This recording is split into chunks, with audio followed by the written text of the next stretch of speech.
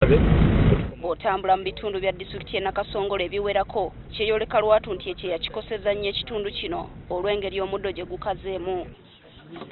Scovia Nshemerirwe mulunzi wa nte ennabiswera mu disitulikiti eno era nga mu bulunzi mw'ajja ensimbi ezibeezaawo amaka ge wabula okunoonya omuddo n'amazzi g'ente bufuuse buzibu bunene gy'ali olw'Ekyeya eky'amaanyi. Ninaawo obute bwange butono tebumala nze nakupangisa nti oba nakimisa amazzi oba n'abutwala ku nnyanja tetulina we tuyita.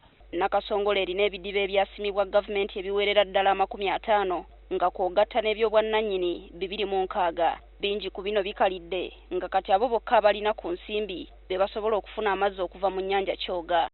Abamu bapangisiza ebimotoka ebibakimira amazzi nga buli trip bagikyajinga $40 okuva ku Lake Kyoga. Nshemerirwe n'abalunzi abalala bangi obusobozi buno tebabulina. Tuzikimira ebyo ebiwunya engege zifa ne tuzikimira ente tezinywa oluusi zigendeddewo nga bw'oziraba onaaba nti magumba meereere. Buli mwaka disitulikiti y'e Nakasongola ekuŋŋaanya ensimbi eziri eyo mu bukadde 3 mu misolo egiggyibwa ku balunzi wabula olw'embeera eri mu kitundu kino abalunzi abamu batandise okusengukira mu bitundu ebirala okunoonya amazzi n'omuddo gw'ebisolo byabwe ekigenda okukosa ennyo disitulikiti eno. Abamu basenguse bavuddewo bagenze banoonye ku mazzi awali amazzi nga ku nnyanja, abamu bagenze Ngoma.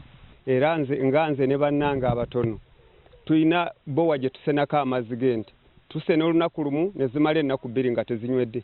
Abatwala Nakasongola babuliddwa ekyokukolera abalunzi era kwe kubawa amagezi batunde ku nte zino baleme kuzifiirwa eri Ekyeya. Abantu abalina ente ennyingi ezisukkiridde bagezeeko okukendeeza kubanga zigenda kufa mu budde buno obw'Ekyeya. The situation is going to be real challenging, especially in the next 2 months. We expect a lot of losses of livestock.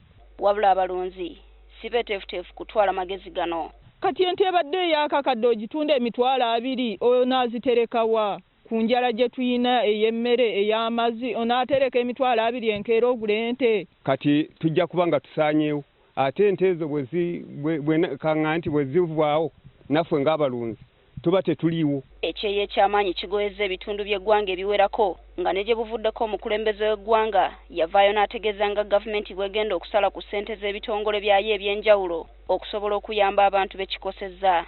Carlton Scovia Nakamya, NTV.